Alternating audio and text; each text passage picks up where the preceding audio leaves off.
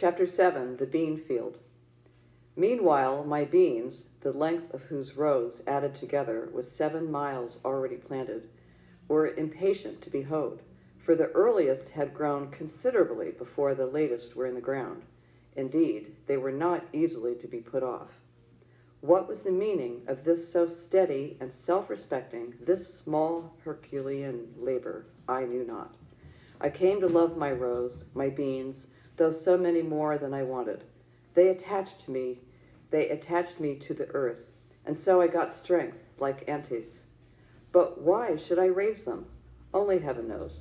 This was my curious labor all summer, to make this portion of the earth's surface, which had yielded only cinquefoil, blackberries, johnswort, and the like before, sweet wild fruits and pleasant flowers, produce instead this pulse.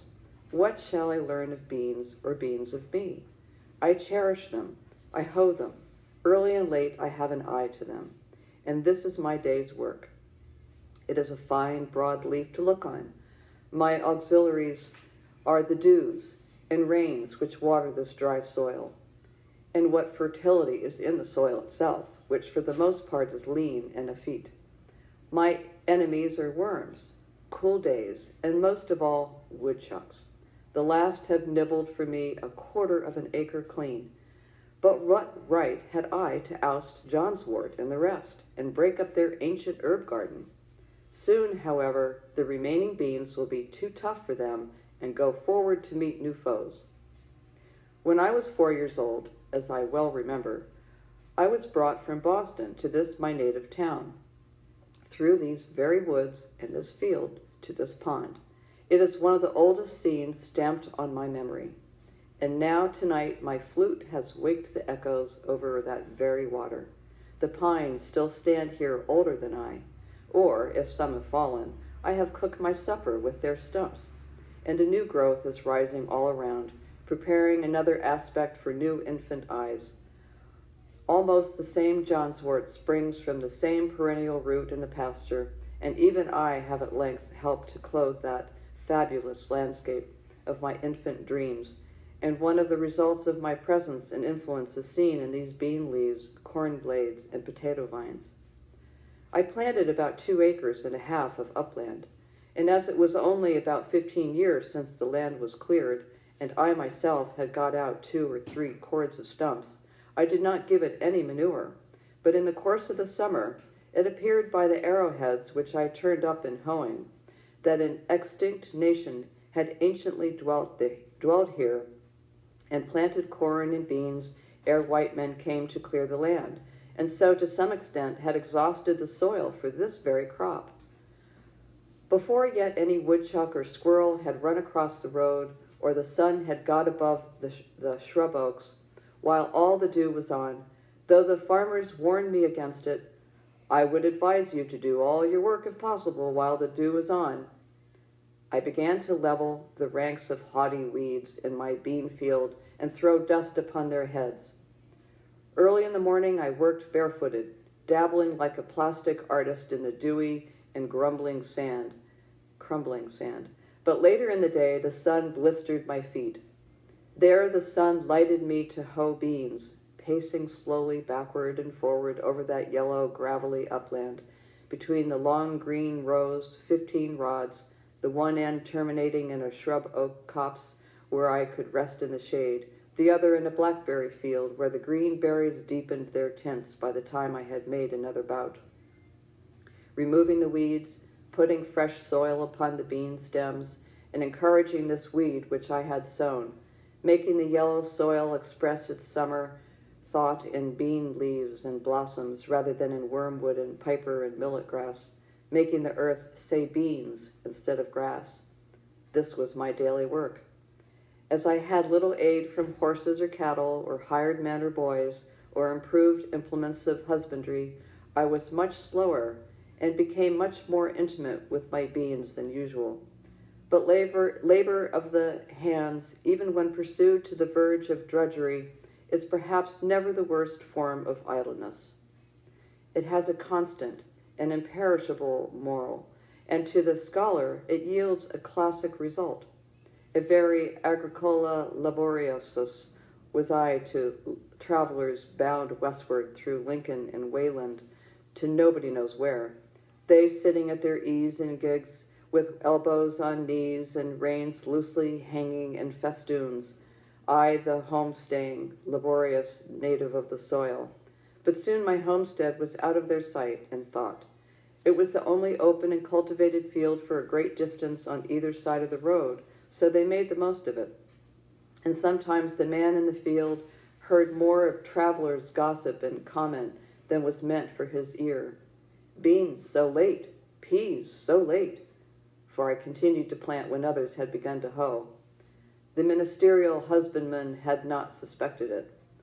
Corn, my boy, for fodder, corn for fodder.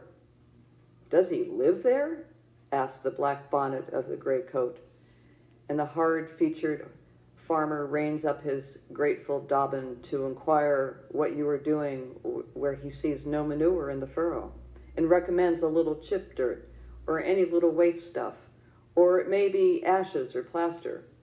But here were 2.5 acres of furrows, and only a hoe for cart and 2 hands to draw it, there being an aversion to other carts and horses, and chip dirt far away. Fellow travelers, as they rattled by, compared it aloud with the fields which they had passed, so that I came to know how I stood in the agricultural world. This was one field not in Mr. Coleman's report. And by the way, who estimates the value of the crop which nature yields in the still wilder fields unimproved by man? The crop of English hay is carefully weighed, the moisture calculated, the silicates and the potash, but in all dells and pond holes in the woods and pastures and swamps grows a rich and various crop only unreaped by man. Mine was, as it were, the connecting link between wild and cultivated fields, as some states are civilized and others half civilized, and others savage or barbarous, so my field was, though not in a bad sense, a half-cultivated field. They were beans cheerfully returning to their wild and primitive state that I cultivated, and my hoe played the rance de vache for them. Near at hand, upon the topmost spray of a birch, sings the brown thrasher, or red mavis, as some love to call him, all the morning, glad of your society, that would find out another farmer's field if yours were not here. While you are planting the seed, he cries, drop it, cover it up, pull it up, pull it up, pull it up. But this was not corn, and so it was safe from such enemies as he. You may wonder what his rigmarole, his amateur Paganini performances on 1 string or on 20, had to do with your planting, and yet prefer it to leached ashes or plaster.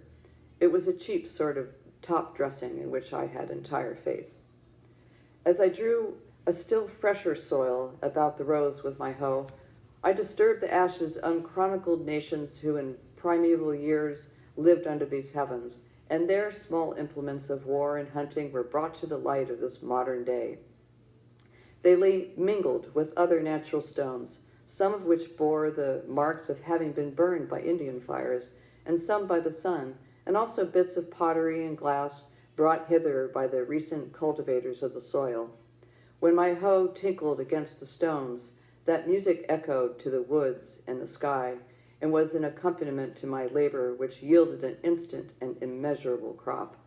It was no longer beans that I hoed, nor I that hoed beans, and I remembered with as much pity as pride, if I remembered at all, my acquaintances who had gone to the city to attend to the oratorios. The nighthawk circled overhead in the sunny afternoons, for I sometimes made a day of it, like a mote in the eye, or in heaven's eye, falling from time to time with a swoop and a sound as if the heavens were rent, torn at last to very rags and tatters, and yet a seamless cope remained, small imps that fill the air and lay their eggs on the ground on bare sand or rocks on the top of hills, where few have found them, graceful and slender like ripples caught up from the pond, as leaves are raised by the wind to float in the heavens. Such kindredship is in nature. The hawk as aerial brother of the wave, which he sails over and surveys, those his perfect air-inflated wings answering to the elemental unfledged pinions of the sea. Or sometimes I watched a pair of hen hawks circling high in the sky, alternately soaring and descending, approaching and leaving one another, as if they were the embodiment of my own thoughts. Or I was attracted by the passage of wild pigeons from this wood to that, with a slight quivering, winnowing sound in carrier haste. Or from under a rotten stump, my hoe turned up a sluggish, portentous, and outlandish spotted salamander, a trace of Egypt and the Nile, yet our contemporary. When I paused to lean on my hoe, these sounds and sights I heard and saw anywhere in the row, a part of the inexhaustible entertainment which the country offers. On gala days, the town fires its great guns, which echo like pop guns to these woods, and some waifs of martial music occasionally penetrate thus far. To me, away there in my bean field at the other end of the town, the big guns sounded as if a puffball had burst, and when there was a military turnout of which I was ignorant, I have sometimes had a vague sense all the day of some sort of itching and disease in the horizon, as if some eruption would break out there soon, either scarlatina or canker rash, until at length some more favorable puff of wind, making haste over the fields and up the Walden road, brought more information of the trainers. It seemed by the distant hum as if somebody's bees had swarmed, and that the neighbors, according to Virgil's advice, by a faint tintinnabulum upon the most sonorous of their domestic utensils, were endeavoring to call them down into the hive again. And when the sound died quite away, and the hum had ceased, and the most favorable breezes told no tale, I knew that they had got the last drone of them all safely into the Middlesex hive, and that now their minds were bent on the honey with which it was smeared. I felt proud to know that the liberties of Massachusetts and of our fatherland were in such safe keeping, and as I turned to my hoeing again, I was filled with an inexpressible confidence, and pursued my labor cheerfully with a calm trust in the future. When there were several bands of musicians, it sounded as if all the village was a vast bellows, and all the buildings expanded and collapsed alternately with a din.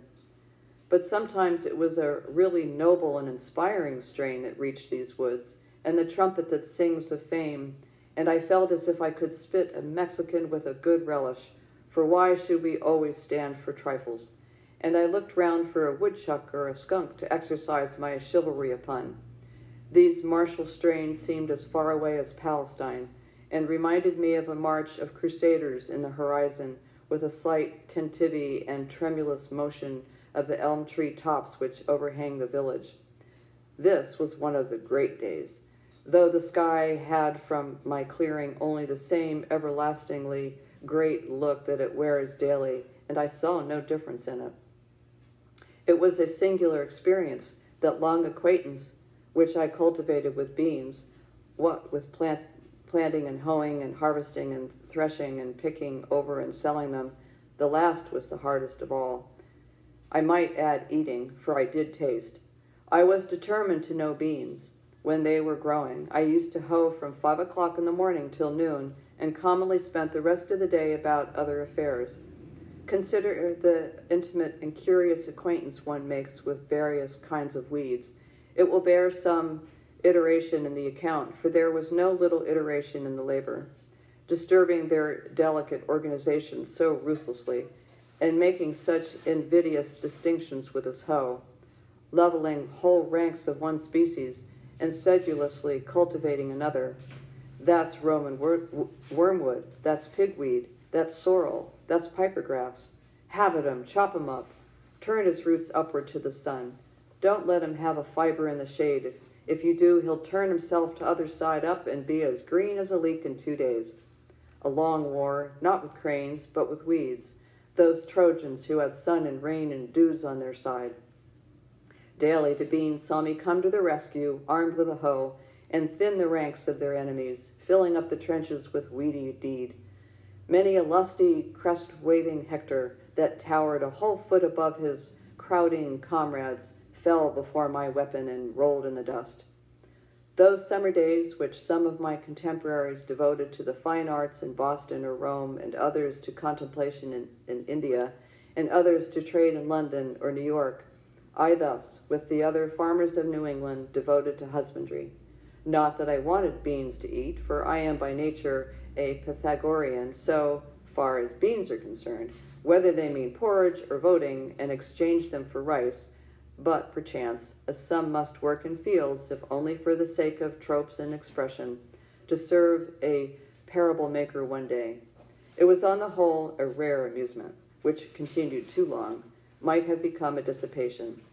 Though I gave them no manure and did not hoe them all once, I hoed them unusually well as far as I went, and was paid for it in the end, there being in truth, as Evelyn says, no compost or latation whatsoever comparable to this continual motion, repastination, and turning of the mold with the spade. The earth, he adds elsewhere, especially if fresh, has a certain magnetism in it by which it attracts the salt, power, or virtue, call it either, which gives it life, and is the logic of all the labor and stir we keep about it, to sustain us, all dungings and other sordid temperings being but the vicar's sudenacious to this improvement. Moreover, this being one of those worn-out and exhausted lay fields which enjoy their Sabbath, had perchance, as Sir Kenelm Digby thinks likely, attracted vital spirits from the air. I harvested 12 bushels of beans. But to be more particular, for it is complained that Mr. Coleman has reported chiefly the expensive experiments of gentlemen farmers, my outgoes were, for a hoe, 54 cents, plowing, harrowing, and furrowing, $7.50, too much, beans for seed, 3 and 12.5 cents, potatoes, $1.33, peas for seeds, 40 cents, turnip seed, 6 cents, white line for crow fence, 2 cents, cultivator and boy 3 hours, $1, horse and cart to get crop, 75 cents. In all, $14.72.5. My income was paterfamilias vendicem non emicem s oportet, from 9 bushels and 12 quarts of beans sold, $16.94, 5 bushels of large potatoes, $2.50, 9 bushels small, $2.25, grass, $1, stalks, 75 cents, in all, $23.44, leaving a pecuniary profit, as I've elsewhere said, of $8.71.5. This is the result of my experience in raising beans.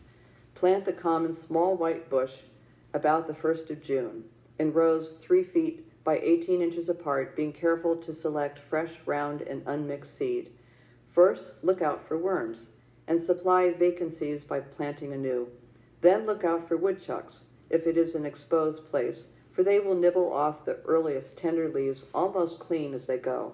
And again, when the young tendrils make their appearance, they have notice of it, and will shear them off with both buds and young pods, sitting erect like a squirrel. But above all, harvest as early as possible if you would escape frosts and have a fair and saleable crop. You may save much loss by this means. This further experience also I gained. I said to myself, I will not plant beans and corn with so much industry another summer, but such seeds, if the seed is not lost, as sincerity, truth, simplicity, faith, innocence, and the like, and see if they will not grow in the soil, even with less toil and manurance, and sustain me, for surely it has not been exhausted for these crops. Alas, I said this to myself.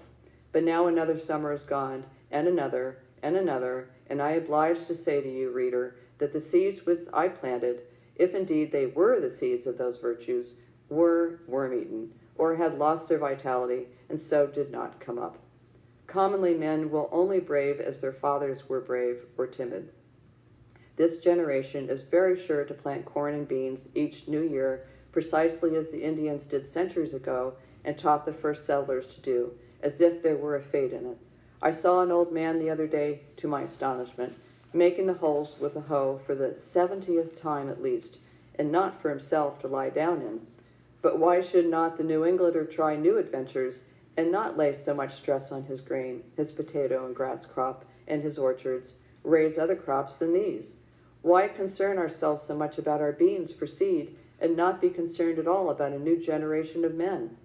Why should we should really be fed and cheered if, when we met a man, we were sure to see that some of the qualities which I have named, which we all prize more than those other productions, but which are for the most part broadcast and floating in the air, had taken root and grown in him. Here comes such a subtle and ineffable quality, for instance, as truth or justice, though the slightest amount or new variety of it along the road. Our ambassadors should be instructed to send home such seeds as these, and Congress help to distribute them all over the land. We should never stand upon ceremony with sincerity. We should never cheat and insult and banish one another by our meanness. If there were present the kernel of worth and friendliness, we should not meet thus in haste. Most men I do not meet at all, for they seem not to have time. They are busy about their beans. We would not deal with a man thus plodding ever, leaning on a hoe or a spade as a staff between his work, not as a mushroom, but partially risen out of the earth, something more than erect, like swallows alighted and walking on the ground. And as he spake, his wings would now and then spread as he meant to fly, then close again, so that we should suspect that we might be conversing with an angel. Bread may not always nourish us, but it always does us good, and it even takes stiffness out of our joints and makes us supple and buoyant when we know not what ailed us, to recognize any generosity in man or nature, to share any unmixed and heroic joy. Ancient poetry and mythology suggest at least that husbandry was once a sacred art, but it is pursued with irreverent haste and heedlessness by us, our object being to have large farms and large crops merely.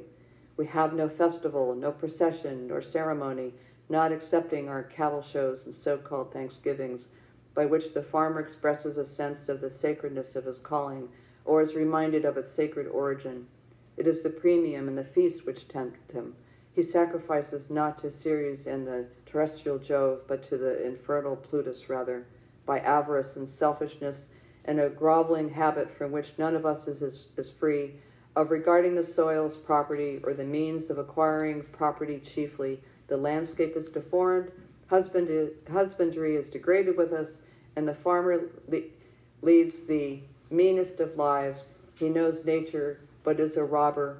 Cato says that the prophets of agriculture are particularly pious or just, maximic pius quatus, and according to Varro, the old Romans called the same earth mother and Ceres, and thought that they who cultivated it led a pious and useful life, and that they alone were left of the race of King Saturn. We are wont to forget that the sun looks on our cultivated fields and on the prairies and forests without distinction. They all reflect and absorb his rays alike, and the former make but a small part of the glorious picture which he beholds in his daily course. In his view, the earth is all equally cultivated like a garden. Therefore, we should receive the benefit of his light and heat with a corresponding trust and magnanimity. What though I value the seed of these beans and harvest that in the fall of the year? This broad field which I have looked at so long looks not to me as the principal cultivator, but away from me to influences more genial to it, which water and make it green. These beans have results which are not harvested by me. Do they not grow for woodchucks partly? The ear of wheat, in Latin spica, obsoletely speca from spe or hope, should not be the only hope of the husbandman. Its kernel or grain, granum from gerendo, bearing, is not all that it bears. How then can our harvest fail? Shall I not rejoice also at the abundance of the weeds, whose seeds are the granary of the birds? It matters little, comparatively, whether the fields fill the farmer's barns. The true husbandman will cease from anxiety, as the squirrels manifest no concern whether the woods will bear chestnuts this year or not, and finish his labor with every day, relinquishing all claim to the produce of his fields, and sacrificing in his mind not only his first, but his last fruits also.